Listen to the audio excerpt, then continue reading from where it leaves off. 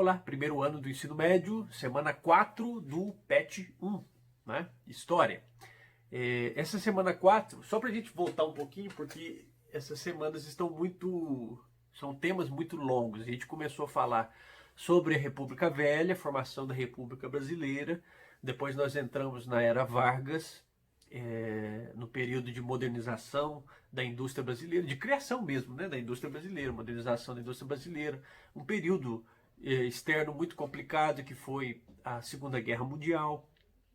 Na semana 3, nós falamos um pouco mais sobre a crise de 1929 e as ditaduras na Europa, no caso o nazifascismo, e falamos também sobre o stalinismo na União Soviética, né, esquerda, direita, políticas, os extremos disputando suas áreas de influência, seu domínio, né, sobre o mundo europeu e os efeitos para o mundo na Segunda Guerra Mundial, né?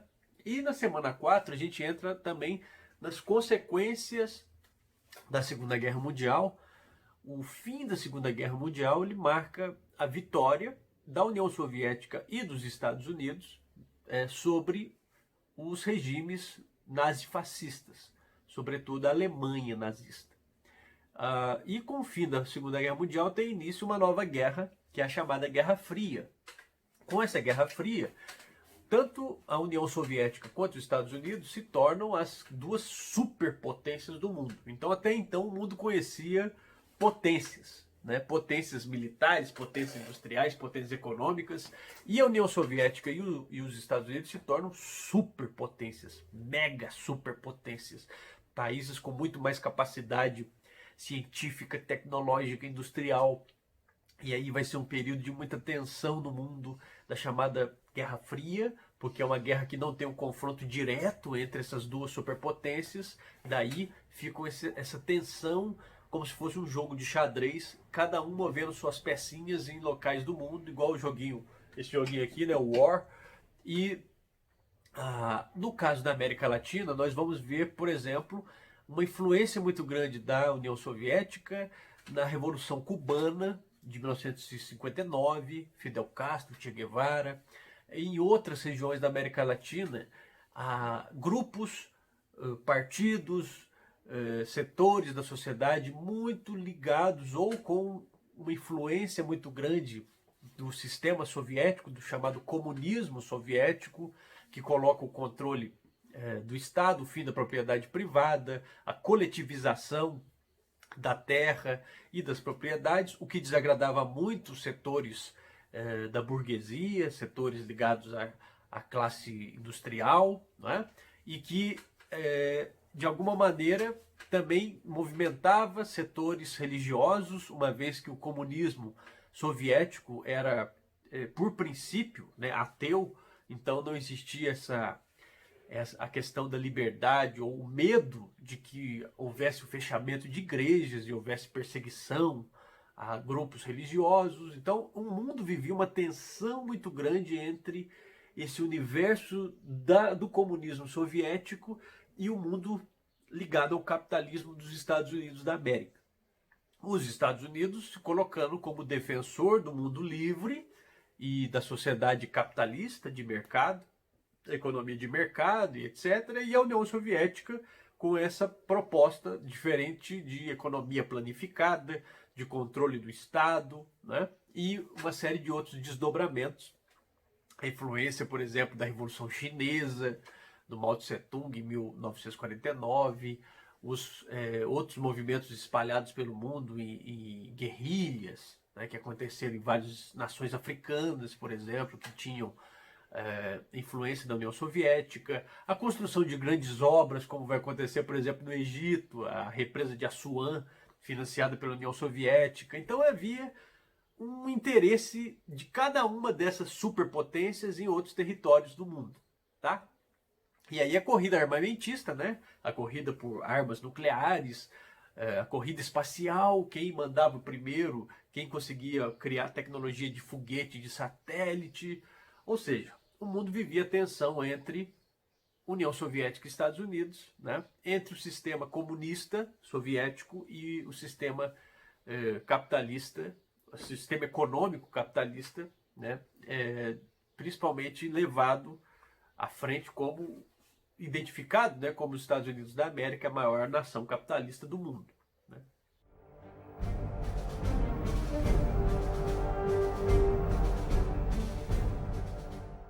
E aí nós vamos ver então que aqui no Brasil a gente vai sentir, obviamente, como em todos os lugares do mundo, de alguma maneira sentiram, essa tensão. No nosso caso, nós vamos ter sempre uma história muito complicada, nossa história política, de movimentos de golpe, de intimidações, de mobilização de forças armadas, de grupos, de setores da sociedade que não estavam devidamente representados. Ou seja, a nossa política já é uma política interna muito complicada. E aí, nesse momento de tensão internacional, obviamente, mais uma vez, vai dar sinal dessa complicada situação política brasileira, que é o que nós vamos ver nessa semana 4. Essa até agora foi um panorama desse cenário internacional, agora a gente vê realmente a nossa situação interna nessa década de 50 e 60 do século 20.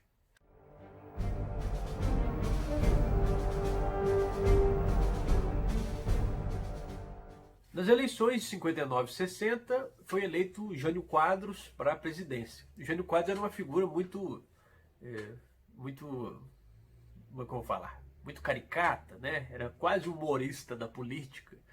E ele tinha uma experiência já como prefeito de São Paulo, né? Mas o Jânio Quadros, ele vai governar com uma série de medidas estranhas de cunho moralista, por exemplo, proibição de biquíni das praias, umas coisas, né? E ele vai aguentar 8 meses no cargo, com 8 meses ele renuncia. Então aí nós já temos um primeiro movimento complicado. Né? O Jânio Quadros, ele, a partir dessa renúncia, tem início uma breve experiência parlamentarista no Brasil. Né? Essa experiência parlamentarista, ou seja, o parlamento governa o país, né? Enquanto tem essa ausência ali, essa insegurança, né? Da figura de quem assumiria esse governo. O vice do Jânio era o João Goulart. O João Goulart era um sujeito muito ligado a movimentos sociais, que tinha uma visão, né, de uma plataforma política de reformas, né, mas nesse primeiro momento ele não assume o poder. Então nós temos essa experiência parlamentarista do Brasil, né, mas essa experiência, então, ela até com um certo sucesso, ela vai à frente, porém, ao final dela, nós temos que o governo, que o Jango, né, o João Goulart, chamado Jango, ele assume o poder, mas ele assume esse poder já no momento de tensão muito grande, né, principalmente o que acontecia com nossos vizinhos, que viviam também movimentos muito voltados à mobilização de grupos militares, assumindo o poder, né, e o Jango, então, ele vai assumir nesse contexto de tensão internacional, e de tensão interna no Brasil também, dado essa insegurança,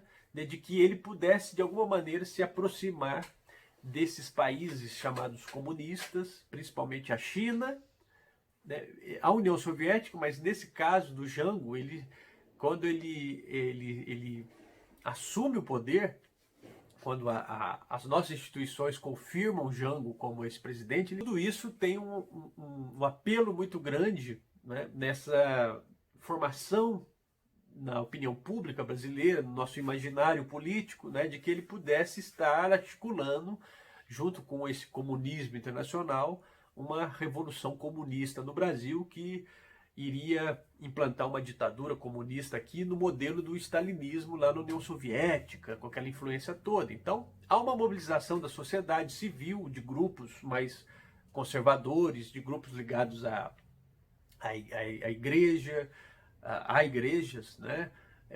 De grupos ligados a setores militares, de grupos ligados a industriais, a grandes industriais, né, proprietários, contra essa possível ameaça comunista. Então havia sim um apelo civil na sociedade, né, que os grupos militares souberam muito bem também capitanear.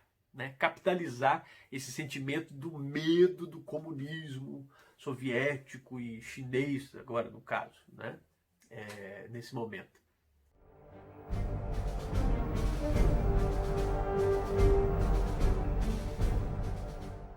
Então, esse governo do Jango, ele assume numa instabilidade muito grande.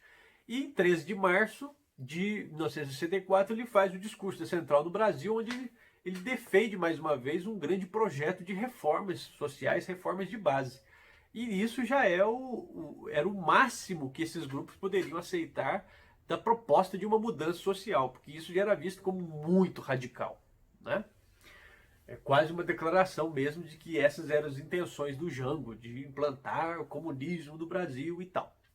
E aí, diante disso, vários setores da sociedade criam uma série de movimentos, né? Marcha pela liberdade, defendendo os valores de Deus, a família, defesa da religião, ou os setores industriais também, muito ligados aos setores militares, ou seja, existe toda uma mobilização social. E em 1964 tem o chamado AI-1, o Ato Institucional número 1, um decreto que tirava o Jango e colocava que o mandato de Jango teria que ser completado por um militar. Então, em 1964, né, nós temos na virada do dia 31 de março para o dia 1º de abril, um golpe, né, um golpe militar, civil-militar, porque tinha apoio de amplos setores da sociedade civil, mas quem dá esse golpe são as Forças Armadas, e a partir daí tem início os governos militares no Brasil, porque inicialmente esses militares prometeram apenas completar esse ciclo, né, desse mandato do Jango, afastando o Jango, né, e devolver o sistema democrático, as eleições para a população. Mas na prática o que foi acontecendo foi uma perpetuação do poder desses militares, e em 1968 nós temos o chamado golpe dentro do golpe, quando há a promulgação do AI-5, o Ato Institucional número 5, que fecha o Congresso de vez e caça as liberdades individuais. Então, na prática, o que acontece é que em 1968 nós temos a configuração mesmo de uma ditadura militar, o civil-militar, porque tinha o apoio da sociedade civil.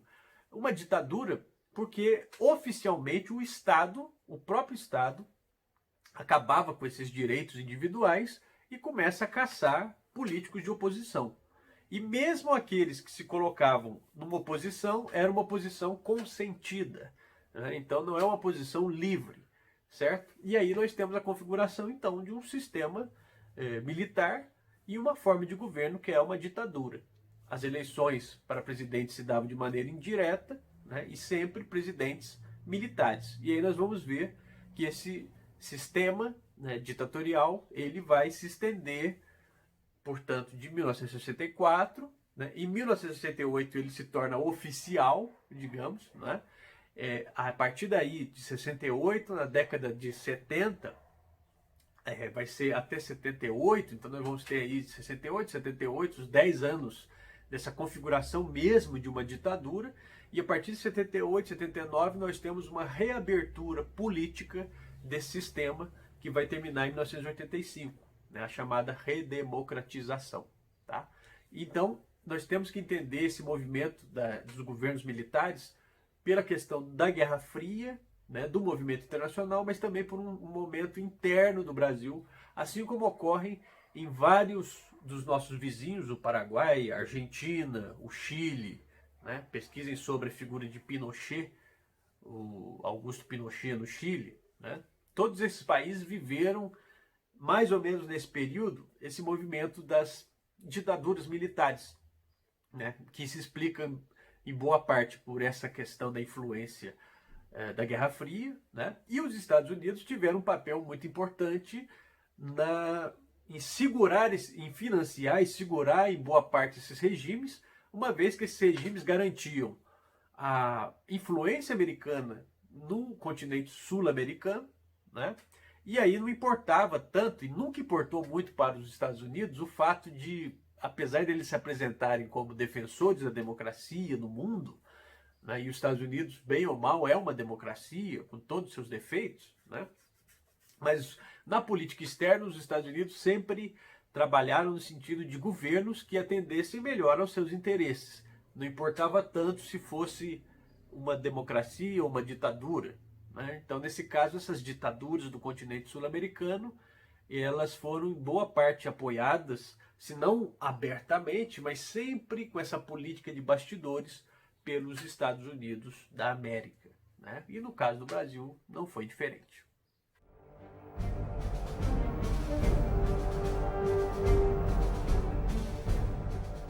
É muito comum as pessoas dizerem, né, da questão de, no total do período, morreram poucas pessoas pelas mãos do Estado, questão de, de números absolutos, quando a gente pega em relação aos nossos vizinhos. A questão principal, gente, é a questão da natureza do sistema, da natureza do governo. Numa ditadura, os próprios agentes do Estado têm permissão para matar, sem nenhum tipo de controle ou punição ou justiça. O sistema político, ele aumenta ainda mais seus vícios, uma vez que não existe um controle claro e transparente. Numa democracia, por mais que existam problemas, nós temos os caminhos dentro da lei para agir de maneira a garantir as liberdades individuais, a exigência da transparência e do equilíbrio da justiça e dos poderes. Numa democracia, numa ditadura, muitos que têm saudade desse sistema diziam que não havia corrupção, né? Mas os próprios mecanismos de controle de corrupção ou não existiam ou eram completamente vigiados e controlados. Então, até para se saber sobre essas questões de corrupção, não havia caminhos para isso.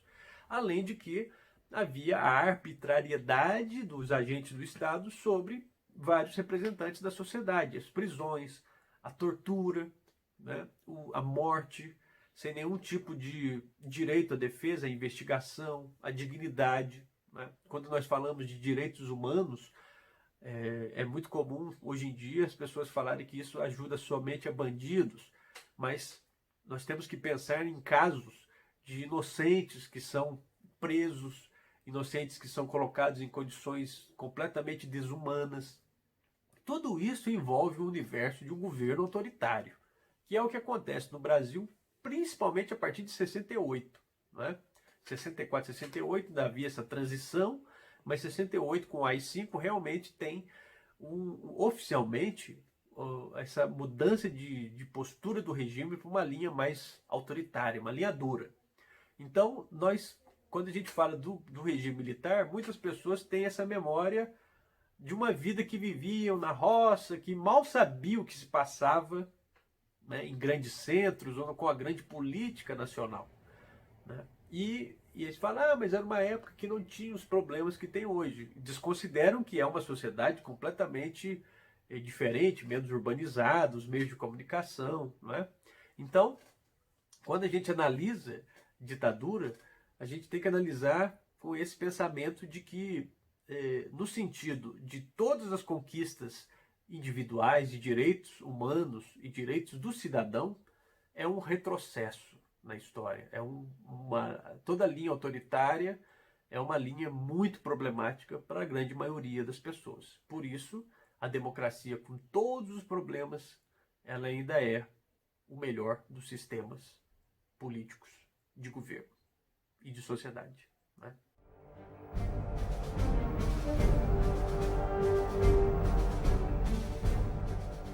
Assim como toda ditadura, aqui vai haver o apelo nacionalista, a exaltação dos símbolos nacionais, da bandeira, da obediência à autoridade, principalmente à autoridade militar, das escolas, as cartilhas, né? Então cantava-se o hino nacional, existia em todos os livros essa exaltação da história nacional, exaltação de figuras da história nacional, né? E também dos políticos do momento. Então havia os quadros, né? O quadro com a pintura ou a foto do presidente, do governador, e todo esse apelo a respeito das autoridades, né? Então, esse movimento nacionalista, ele tinha várias propagandas na TV, nas revistas, e o slogan principal era Brasil, ame-o ou deixe-o. Né? Então todos aqueles que discordavam do regime necessariamente seriam aqueles que queriam destruir o Brasil, ou que, a pior das acusações, né, seriam comunistas, né, seriam aqueles influenciados pelas ideias do comunismo soviético, que iriam destruir os valores tradicionais da sociedade brasileira: Deus, a família, a propriedade privada, né? Então esses deveriam ser discriminados ou deveriam ser combatidos, né? E muitos vão ser combatidos, inclusive presos ou torturados ou mortos, né? Então a ditadura nunca comporta uma oposição dentro da legalidade, né? Então você vai ver que, por exemplo, aconteceram movimentos de guerrilha, aconteceram movimentos de resistência, né? Atos, em alguns desses movimentos, atos de terrorismo sobre a população civil, né? Mas, por outro lado, nós temos também a ação do Estado visando defender a democracia e a liberdade, tomando medidas autoritárias contra a população, né, civil, ou contra aqueles que também se levantavam contra o regime. Então, crimes e terrorismos, né, existem, e nós temos que analisar a situação, mas nunca nós devemos defender uma ação terrorista por parte do Estado. Aí, de forma nenhuma forma de ação terrorista ou de intimidação da população, sobretudo por parte do Estado, que é aquele mecanismo que tem as leis em sua mão, né? Então, é um momento muito complicado da história brasileira, que hoje em dia gera milhões de debates, né? Milhões de memes em rede social, e as pessoas batem boca, mas nós temos que ler, e tem uma indicação, umas referências bibliográficas aí na nossa semana 4, que são importantes da gente buscar. Eu tenho algumas e posso enviar para vocês também, para vocês lerem mais sobre o assunto, tá?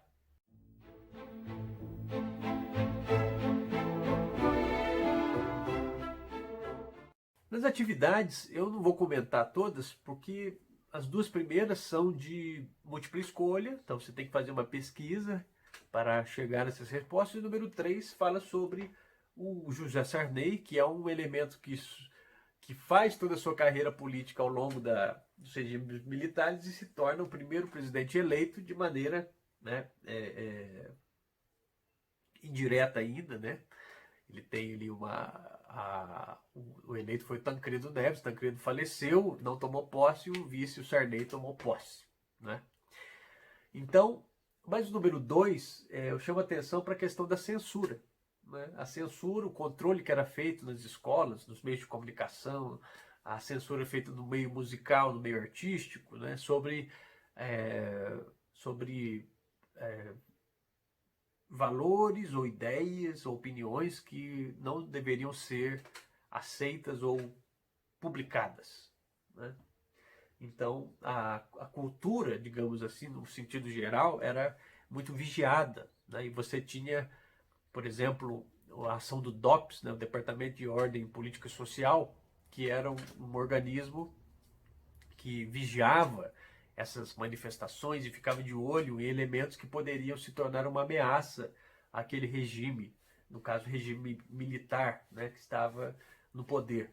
E, né, aí tem esse texto, e a pergunta é: o texto descreve, né, o que acontece a partir desse regime, sobretudo com o AI-5 de 1968, que há o fechamento do Congresso, e realmente, como a gente falou no vídeo, a partir de 1968 nós temos a configuração verdadeira de uma ditadura, né, com leis que caçavam direitos políticos, perseguiam oposição, né, e colocavam nas mãos desses agentes do Estado o poder da tortura e da prisão.